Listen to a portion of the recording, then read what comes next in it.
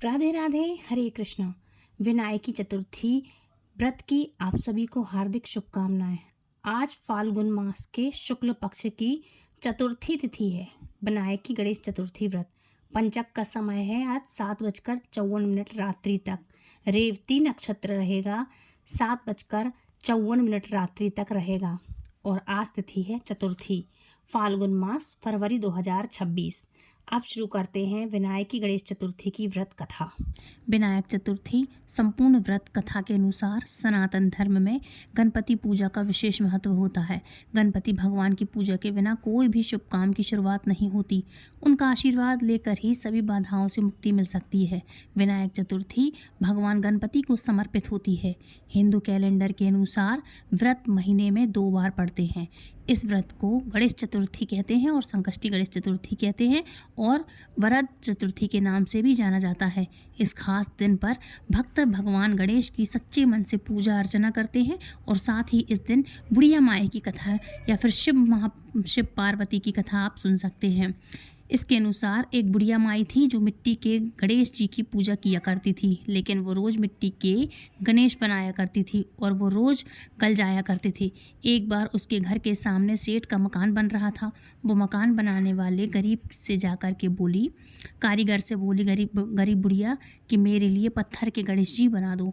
मिस्त्री बोले, जितने में हम तेरे पत्थर का गणेश घड़ेंगे उतने में हम अपनी दीवार चुन लेंगे।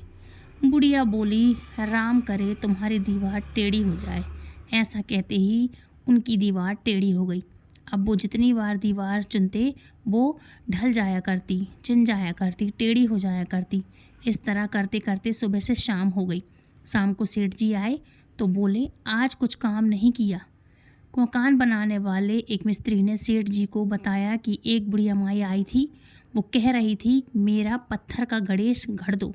हमने उसकी बात नहीं मानी तो उसने कहा तुम्हारी दीवार टेढ़ी हो जाए। बस तभी से हमारी दीवार सीधी नहीं बन रही है। बनते हैं और ढल जाती है, बनाते हैं हम और फिर ढल जाती है। सेठ ने बुढ़िया को बुलाकर कहा, हम तेरे सोने का गणेश गढ़ देंगे, बस हमारी दीवार सीधी कर दो। सेठ ने बुढ़िया के लिए सोने का गणेश गढ़ दिया और सेठ की दीवार सीधी हो गई। हे विनायक जी, जैसे सेठ जी की दीवार सीधी की आपने, वैसे हम सबकी भी ज़िंदगी भी सीधी कर देना, सभी परेशानियां दूर कर देना। बोलो गणेश भगवान की जय।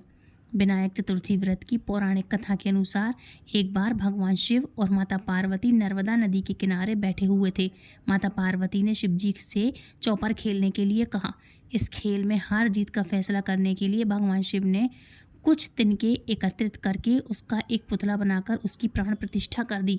भगवान शिव ने उस पुतले से कहा कि बेटा, हम चौपट खेलना चाहते हैं, इसलिए तुम बताना कि हम दोनों में कौन हारा और कौन जीता। उसके बाद भगवान शिव और माता पार्वती के बीच खेल प्रारंभ हो गया। यह खेल तीन बार खेला गया और तीनों ही बार माता पार्वती विजयी हुई। खेल समाप्त होने पर उस बालक से हार जीत का फैसला करने के लिए कहा गया तो उस बालक ने माता पार्वती की जगह महादेव जी को विजयी बता दिया और यह सुनकर माता पार्वती जी अत्यधिक क्रोधित हुई और उन्होंने बालक को लंगड़ा होने का और कीचड़ में पड़े रहने का श्राप दे डाला। बालक ने माता पार्वती से माफ़ी मांगते हुए कहा कि माता, मुझसे अज्ञानतावश ऐसा हुआ है। बालक द्वारा क्षमा मांगने पर माता का दिल पिघल गया। उन्होंने कहा, यह गणेश पूजन के लिए नाग कन्याएं आएंगी यहाँ पर। उनके कहे अनुसार गणेश व्रत करो, ऐसा करने से तुम्हारे कष्ट दूर होंगे। यह कहकर माता पार्वती चली गईं। 1 वर्ष के बाद उस स्थान पर नाग कन्याएं आईं। नाग कन्याओं से भगवान गणेश के व्रत की विधि जानने के बाद बालक ने 21 दिन लगातार गणेश जी का व्रत किया। उसके परिणाम स्वरूप गणेश जी प्रसन्न हुए और उन्होंने बालक को मनवांछित फल मांगने के लिए कहा। बालक ने कहा, हे विनायक, मुझे इतनी शक्ति दीजिए कि मैं अपने पैरों से चल करके कैलाश पर्वत पर पहुंच सकूं।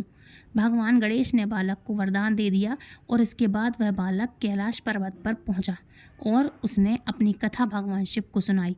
चौपड़ वाले दिन से माता पार्वती जी शिव जी से नाराज हो गई थी।